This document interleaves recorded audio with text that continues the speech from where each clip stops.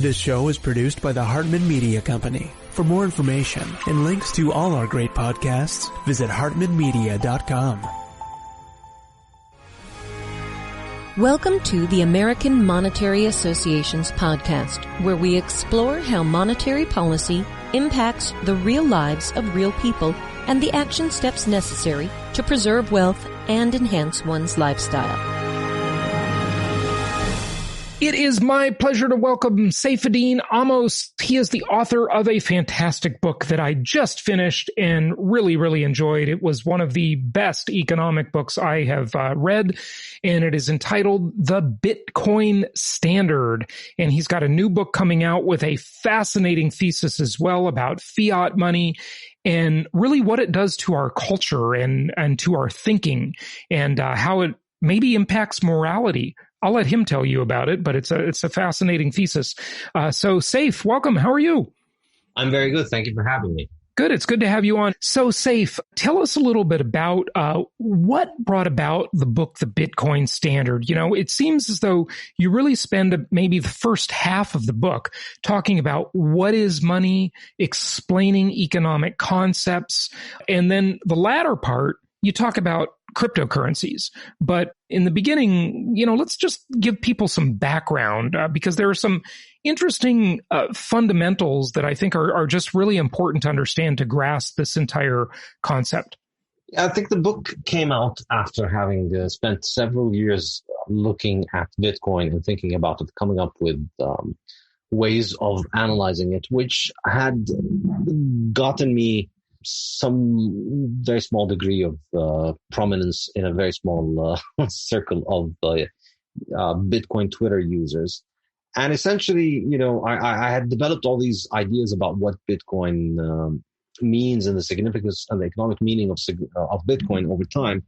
And then, you know, I was arguing about people with it on the internet all the time. And then really my wife basically told me, you know, you should be doing something more productive than just arguing with people on the internet. So I decided to write this down into long form. You know, every time I would be tempted to answer someone online, I just decided, you know what, let me just go write a couple of pages in the book. And in that sense, I just kept on developing this until it became a whole book, and it became a full vision of how I understand the economics of Bitcoin. And the title came toward the end, but I think it was a quite fitting title because the whole book the book makes a lot of analogy to gold and the gold standard. And so the point that I'm trying to communicate is that Bitcoin is effectively our new gold standard. Or it could have the potential to be our new gold standard. When you look at money, I mean, money really is supposed to, well, there's also a distinction, of course, between money and currency, and maybe you want to go into that.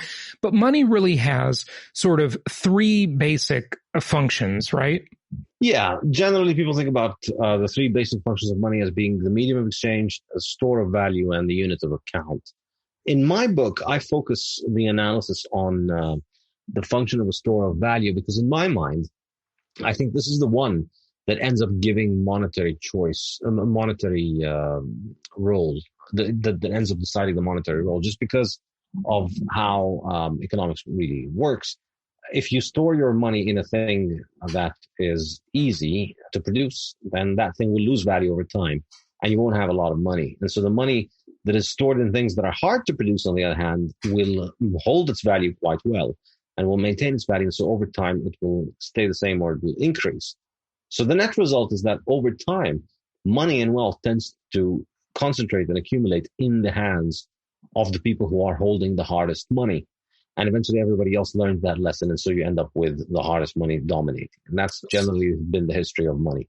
So, of course, paper, fiat money, dollar bills, euros, whatever, in paper form especially, are very easy to produce. It's simply running the printing press.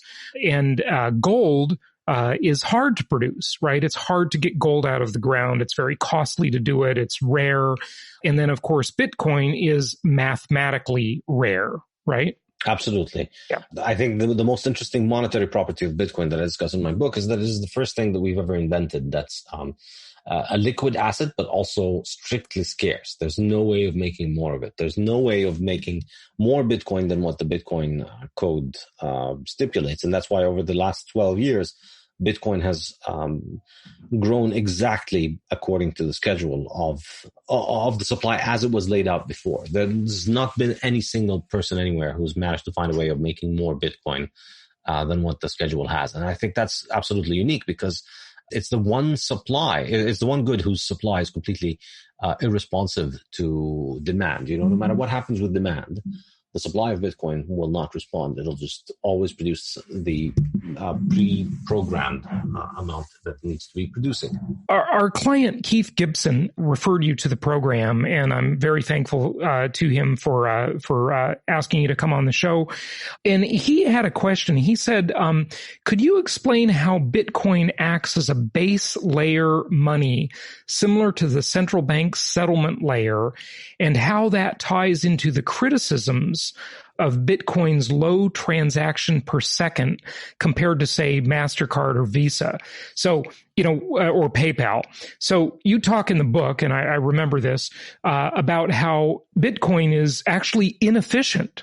People like to talk about how the blockchain is efficient, but, it's really not very efficient, right? But it's that's one of the things that makes it very secure, I think. Maybe I'm not saying it's that reliable, correctly. Not efficient. Yeah. Good. Tell us more about that and this base layer question that Keith has.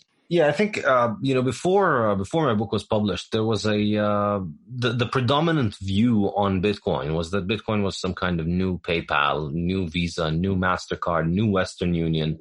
It was going to disrupt banks. It was an alternative to banks. You can be your own bank. You can have your bank in your own pocket.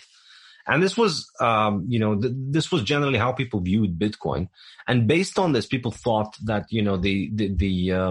the main criticism of Bitcoin and the main limitation of Bitcoin was that, well, Bitcoin can only do so many transactions, but, Visa does 5,000 times as many transactions as Bitcoin's maximum capacity. So Bitcoin has no chance of competing with Visa. And my book made the case that Bitcoin does not compete with Visa. Bitcoin and Visa are like petrol and cars. They're not competitive in goods. They need each other to function. You can't have cars without petrol. And so my point is that Bitcoin is not a payment network. It's not comparable to PayPal or Visa.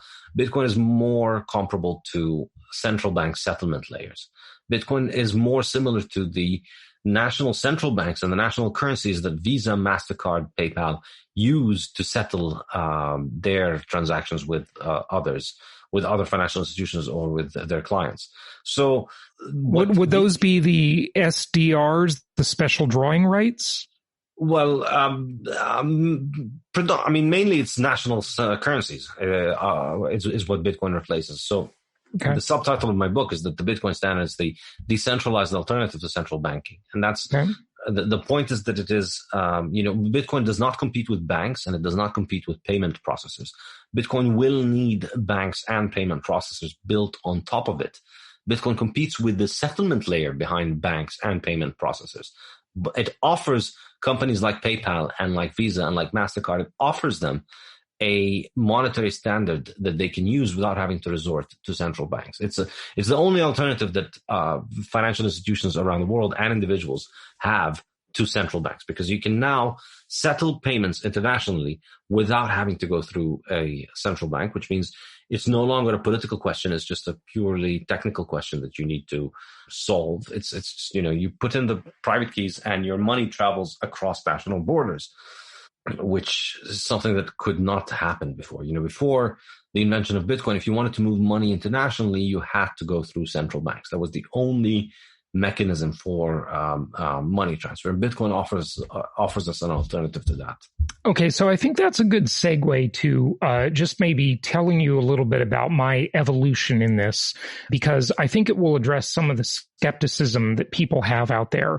I started hosting a show called the CryptoCast several years ago and expressed some of this skepticism very openly. So I learned about Bitcoin when it was $74, and of course have many regrets now. So I'll be the first to say that. And for a long time, I just didn't get it, right? I didn't understand it. And some of my skepticism that still remains is this. I believe the two most powerful forces in the world are governments and central banks. They have standing armies. They have their cartels. They just run the world largely. And, their product is currency. That is their widget, right? Just like if, I'm in business and I have a product I sell and, someone else is in business, they have a widget they sell. And they don't like competition, right? So why would they let this exist?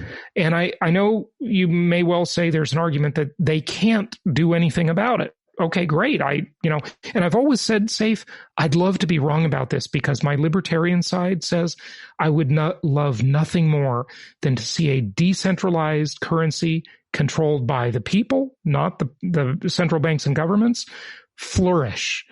Because so much of our lives are controlled by the fiat money. We all become puppets on the strings of inflation, deflation, velocity, etc., and capital controls, and economic Berlin walls. So I don't like any of that. But that's kind of my evolution. Now, when I bought into the market when it was about $800. And then I bought a lot more when I saw Michael Saylor and Mass Mutual getting into it and putting hundreds of millions of dollars. And I thought the institutions get into it. The big governments and central banks probably aren't going to screw over the institutions, but they'll screw over the little people, right? That was kind of my thinking. So there's a lot for you to chew on there, but what do you think? I mean, I think that was also my initial impression about Bitcoin. And the reason I was late to Bitcoin is that I spent a lot of years just thinking, I don't want to be holding it when they crack down on it and start throwing people in jail for it. Yeah, maybe they make it illegal, right? Yeah, make it illegal or, it's not something you want to do. A lot of people have gone into jail for doing things that threaten banking monopolies. So it's no joke. You would think that this would be far more seriously persecuted. But by 2013, it became clear that there was something a little bit different about this. They're just not going to go after it very directly. And I think in my mind, the turning point was when the Silk Road website was shut down and its owner was arrested, or its alleged operator was arrested in early 2013. In my mind, this was going to be the end of Bitcoin. And in my mind, this was the scenario that I had for why Bitcoin would end. They would find a website like that and they shut it down and then say, well, this was enabled by Bitcoin. And so if you hold Bitcoin, you are a criminal. And, then everybody's going to dump their Bitcoin and the price of Bitcoin is going to crash. And that will probably be end of the experiment because it won't be able to recover because, the damage. It'll have this bad perception that it's used by criminals and terrorists, which interestingly, and you aptly point this out in the book, that it's actually a terrible thing for criminals and terrorists because it is not private, contrary to popular belief. It is traceable on the blockchain, right? So, yes. We should dispel that myth that some still believe, but go ahead. Yeah. It's quite easy to make mistakes that make you easily trackable. It's not very easy to not be tracked. It's not easy to be anonymous on Bitcoin. Bitcoin's not an anonymous network. It's a pseudonymous network. And it's always possible that somebody could, not always possible, but I mean, it is possible that your identity could be identified. So I think what was interesting was that after that website was closed down, number one, Bitcoin did not crash. In fact, Bitcoin recovered and rallied from that. After that, over the next 6 or 7 months, it went up tenfold in price after what should have killed it, in my estimation at that time. And the other thing, which I found extremely interesting, was that there was no direct persecution of Bitcoin. In fact, in 2013 is when Bitcoin started going mainstream, and U.S. companies started offering it as a service. And it became legal, it didn't become legal, it was never illegal, but it became increasingly mainstream. I mean, obviously nowhere near as mainstream as it is right now, but up until 2012, you could have you could have been forgiven for thinking that Bitcoin was mainly for people to buy drugs online, because that was the thing that most people had heard about when it comes to Bitcoin. But by 2013, that had begun to shift a little bit. And then obviously it has shifted much more. But what I think is interesting is that in 2013 and 14 is when this idea started to occur to me that, you know what, maybe they're not going to ban it just because this is just a far more advanced form of technology than what we have. And, I'm sure some individual governments will ban it, but I started thinking of it as Bitcoin is like gunpowder. And, when gunpowder came out, gunpowder was massively disruptive to the existing armies. If you had an army that did not have gunpowder and then another army had gunpowder, well, your army is basically no more because the other army can just take them all out from long range before your army could even take out a single sword. So, when gunpowder came about, governments didn't ban it. Governments sought to get it. And I see something similar developing with Bitcoin in that once people begin to understand the value proposition of Bitcoin, rather than want to attack it, they start wanting to acquire it. And so one interesting, I think, turning point is that the prosecutor in the Silk Road case, or the investigator in the Silk Road case, they could have taken the path of recommending that, we go after Bitcoin itself. Instead, they ended up becoming Bitcoiners themselves. And they even work in the Bitcoin space right now. And we see this over and over and over again. Once you get a taste of Bitcoin's incredible potential, it's almost like Bitcoin co-opts you to its purposes. Suddenly you have just been bitten by the bug, and now you're just like all the other Bitcoin victims. You're just, thinking about it and thinking about how to serve Bitcoin and how to further Bitcoin, because that's it. You've been bitten. Mm-hmm. Yeah, you got the bug, right? Well, there are certainly, there's no shortage of gold bugs in the world, right? So, it's a similar concept, I guess. But, okay, so you don't think that any government can shut it down, but they could make it illegal, right? I mean, look, what the example I used over the years many times, in interviewing crypto experts is look, cocaine is a commodity, right? It's an illegal drug. It's a commodity, right? People trade it, but it's not traded widely because it's illegal and people are afraid of going to jail. But it is a commodity nonetheless.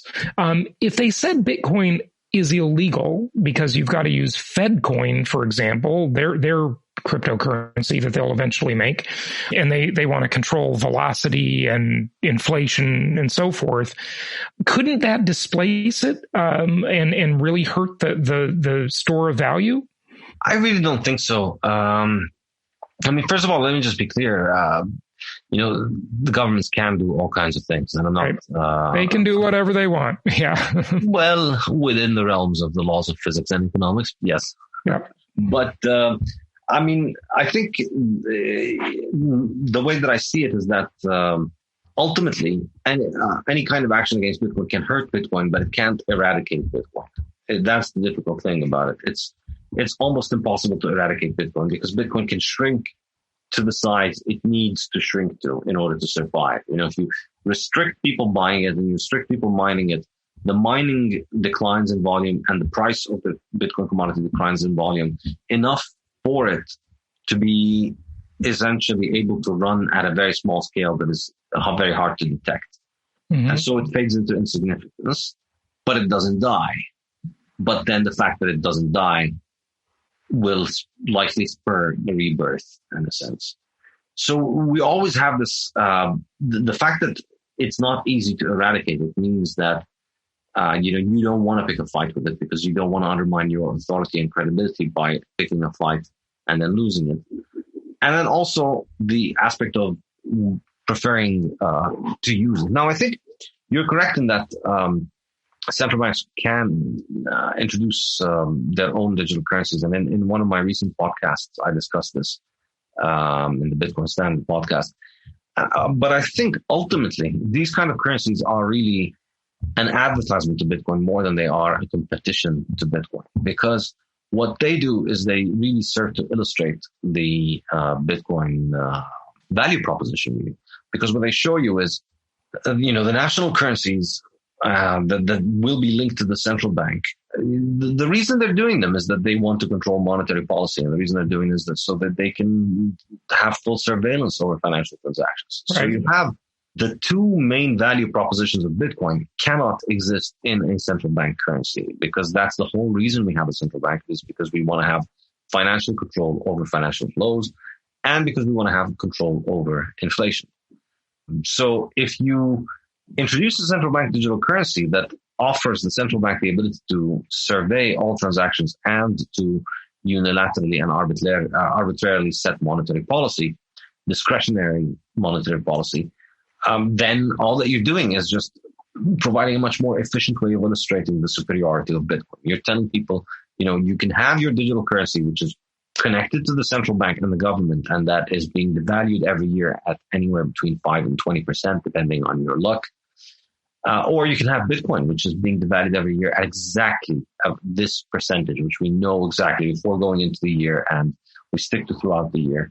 And you know exactly how much is going to be devalued over the next 100 years. Whereas with national currencies, you have no idea about what's going to happen in 5 years or maybe even 1 year. Like in last year, who had any idea that right. it was going to look the way it looked? And when those national currencies start coming in digital form, as they inevitably will, it will become extremely convenient for the powers that be, the governments and the central banks that issue them, and extremely negative for the population, because they can control so many things. They can control, undoubtedly they'll come on your phone.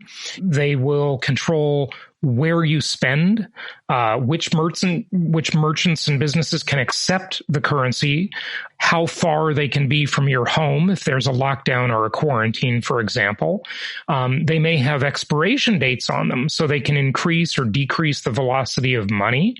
They can devalue over time, maybe overnight, whatever. I mean, they can just do whatever they want. The possibilities are endless for them. They can do it already with dollars, some of those things, but they can do so much more and so much more conveniently with a digital currency, right? Absolutely. Yeah. And really, Bitcoin is, I think people miss the point of Bitcoin when they think that the point is that it is digital and that these currencies are digital. Well, national currencies are digital too. And the vast majority of dollars is not out there as dollar bills and coins. It's digital. It exists on bank ledgers. The physical dollars are a tiny little fraction of the total supply of dollars. So the digital aspect is not something unique or interesting about Bitcoin or about central bank digital currencies. What's unique and interesting about Bitcoin is the fixed monetary policy. Absolutely. So as a segue to your new book, which is a really interesting thesis, talk to us. You talk a lot in the Bitcoin Standard about time preference. And can you explain what time preference is and what it has to do with currency time preference? In the Bitcoin Standard, I spent a significant chunk of the book talking about time preference because it's one of the most fascinating, or the most fascinating topic in economics for me. And when I was at university, every class that I would teach, every course that I would teach, I would always sneak in a lecture on time preference. Whatever the topic of the course, I'd always have a lecture on time preference. And I'd always tell students, this might not be the most important thing for your exam, but this is going to be the most important lesson you'll learn in this class and probably in all of university. So, wake up and pay attention to this one. And because I really think it's the most important thing economics teaches you. Time preference refers to the degree, to the extent to which you discount the future compared to the present. So your time preference is a measure of how much more money would I need to give you 1 year from now in order to take away a sum of money from you today. So if I owed you $100 that I needed to pay you today, what sum of money would you accept for me to pay you the $100 plus interest next year? So if the answer is 105, that effectively means that you discount next year by 5%. So you value $105 next year as much as you value $100 today. And so the higher your time preference means the more you discount the future, the less value you attach to the future compared to the present. And the lower the time preference means the less you discount the future. So you keep attaching more and more value to the future. So it seems like a very simple concept, but it's actually quite powerful in understanding individual choices and all manner of important questions in economics. So for instance, in the Bitcoin standard, I focus on this because in my mind, it's really the most important economic question in all of economics. The trades that you do with your future self are more important than any trades that you do with anybody else. You trade with your employer or your supermarket once a day or once a month or once a week, but you make trades with yourself thousands of times every day. Every single decision you make every day is a trade with your future self. When you decide whether you're going to have that cheesecake after lunch, you're making a trade between, right. you today being happy with the cheesecake, right, and you tomorrow or next week being unhappy with your shape or with you being out of shape. That's the old saying, 30 seconds on the lips, 30 years on the hips. Yeah, absolutely. Yeah. Exactly. So it's a really, really, really powerful analytical tool to start thinking about all manners of decisions, because you see that it applies to everywhere. The example I like to give to university students is how you study for an exam. If you come into a course and you start studying for the material day by day, then, you're constantly keeping a low time preference and prioritizing the end of the semester throughout the semester. And you get to the end of the semester, you review the material and you get a good grade. Whereas if you have a high time preference, then you discount the end of the semester very highly. So you spend all semester partying around, and then you need to cram in the last couple of days and it doesn't work. And it applies on all manners of things in our personal life. And in my mind, the reason I bring this up is because I believe that money is instrumental in determining time preference. And I discuss this in depth in the Bitcoin standard, as well as in my next book, the Fiat standard, and in the economics textbook, which I'm writing right now, which is Principles of Economics.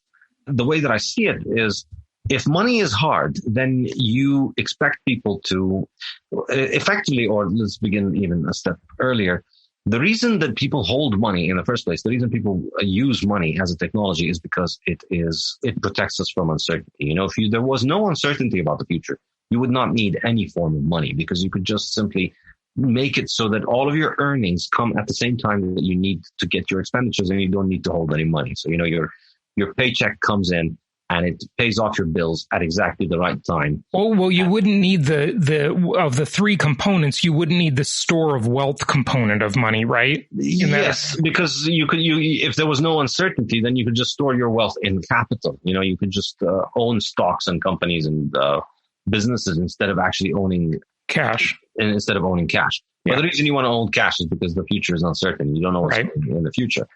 And so money is our way of hedging against the uncertainty. It's our way of providing for the future.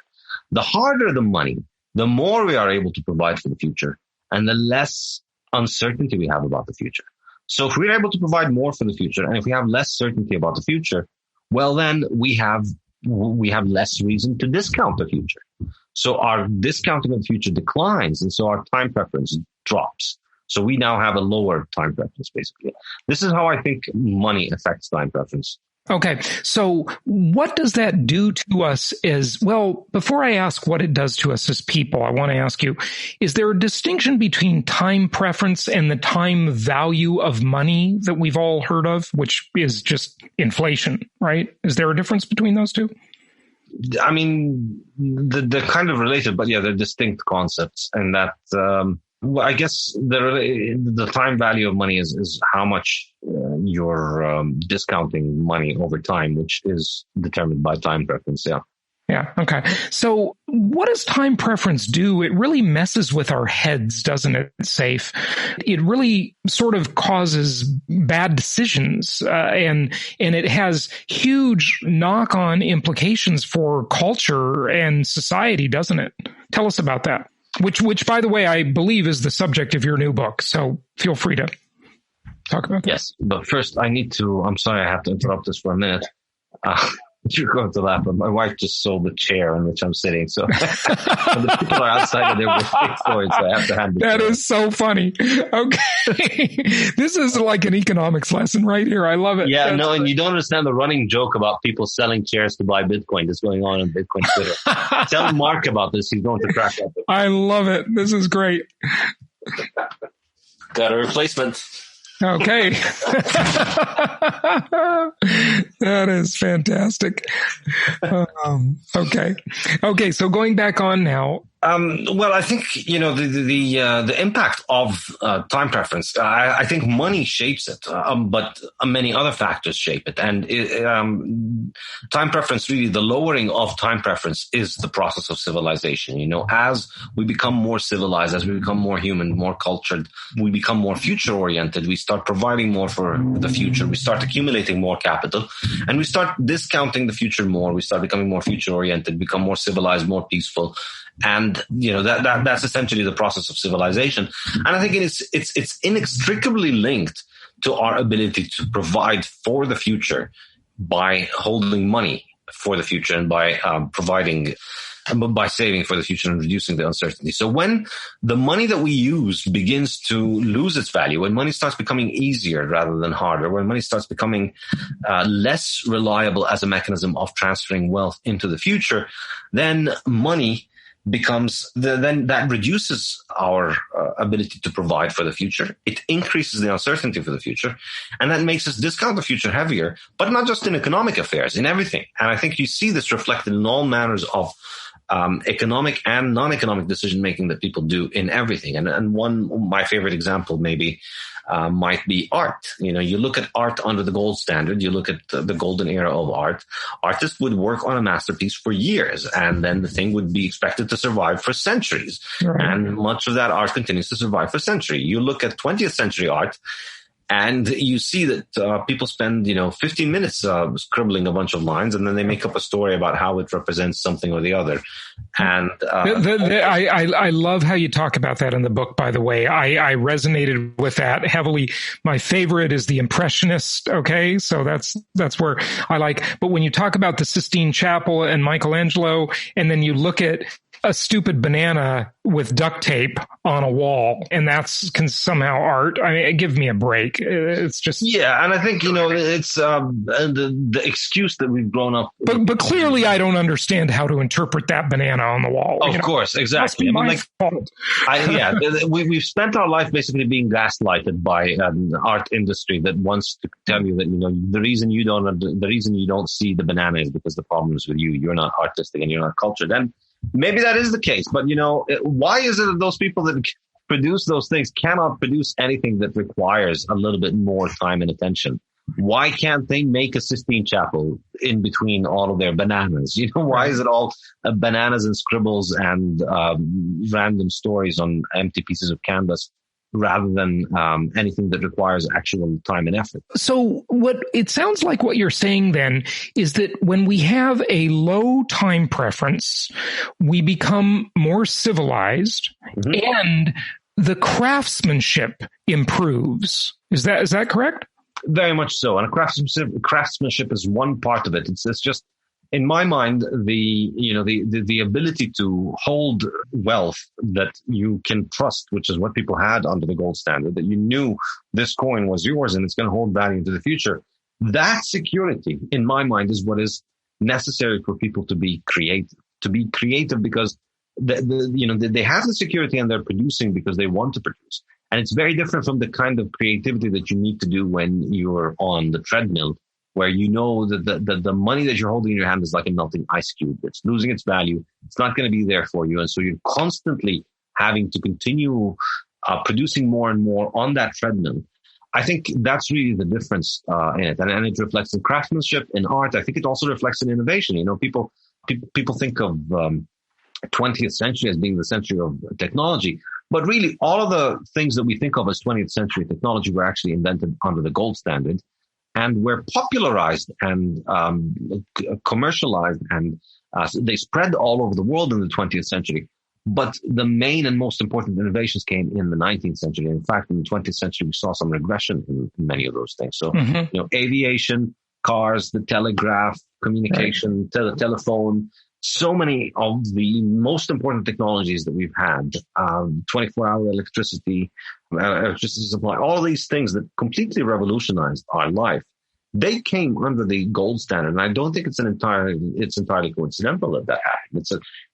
What the gold standard allowed the world to do was to have a large global market where everybody trades with everybody else. And you had the ability for everybody anywhere in the world to save. Anybody could make returns that beat inflation effectively. And inflation at that time was -1%, -0%. So you just holding money allowed you to have appreciation. You didn't have to be an expert investor. You didn't have to study real estate, stock, you didn't have to take inordinate risk. Exactly. Yeah, right. The same coin that you got paid in as a child or as an old man or as a worker, that same coin, you just had to keep hold of it. And that's it. That's your saving account. That's your stock portfolio.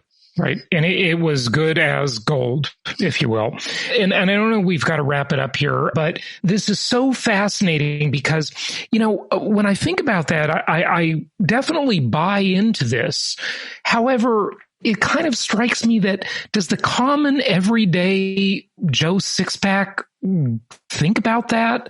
Or is it so sort of just in the air, if you will, that it just influences everything and we don't even know? It's like a subconscious thing. And I almost wonder if it has a knock-on effect even to relationships, in business, in love, in romance, divorce rate. I don't know. How much does this really affect? Oh, I think so. Absolutely. I think it's highly pervasive everywhere because it shapes, time preferences there in everything. In any decision, it involves a short-term versus a long-term outcome. And so family, I think, is an excellent one. As people's time preference rises, they are less likely to think about their future and more likely to think about their present. And I think you see this with time. You see that, people have developed into a world in which they are far more likely to have many more temporary and short-term relationships rather than fewer and much more long-term relationships, which was the case a long time ago.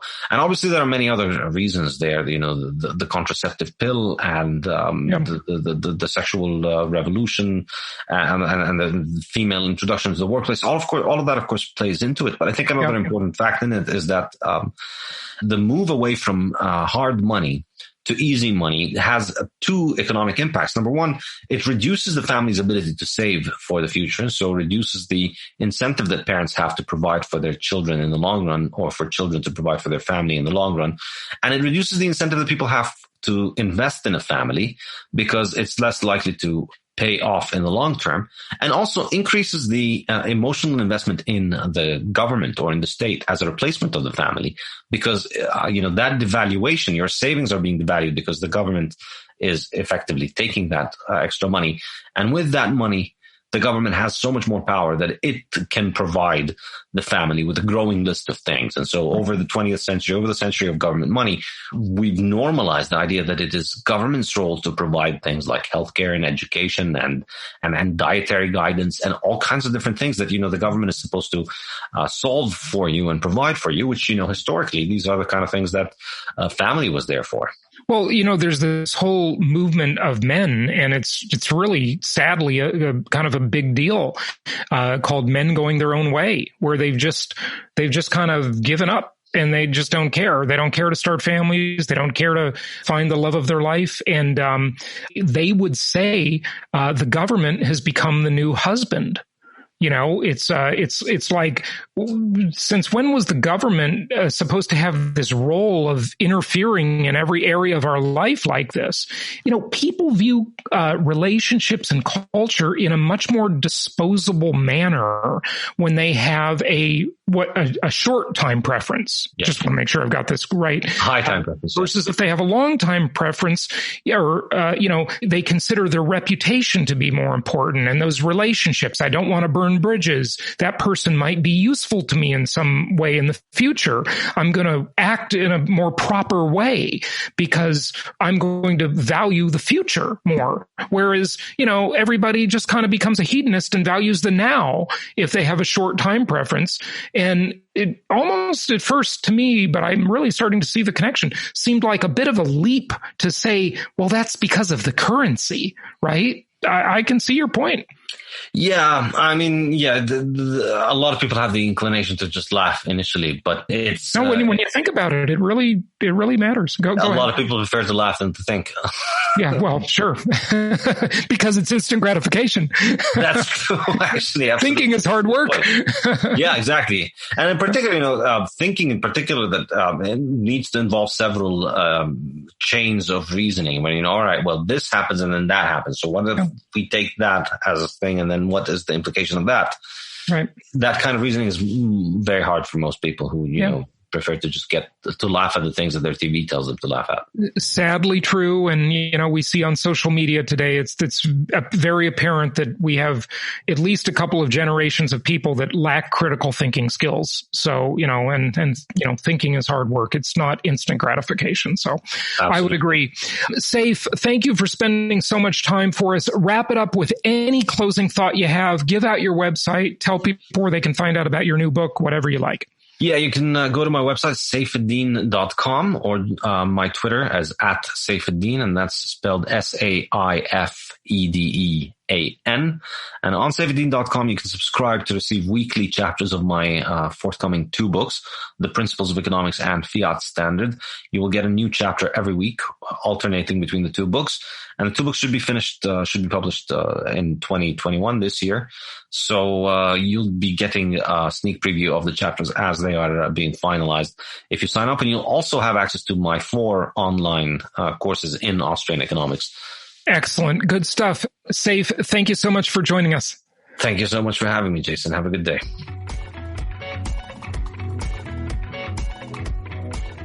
Thank you so much for listening. Please be sure to subscribe so that you don't miss any episodes. Be sure to check out the show's specific website and our general website, hartmanmedia.com, for appropriate disclaimers and terms of service. Remember that guest opinions are their own, and if you require specific legal or tax advice or advice in any other specialized area, please consult an appropriate professional. And we also very much appreciate you reviewing the show. Please go to iTunes or Stitcher Radio or whatever platform you're using and write a review for the show. We would very much appreciate that. And be sure to make it official and subscribe so you do not miss any episodes. We look forward to seeing you on the next episode.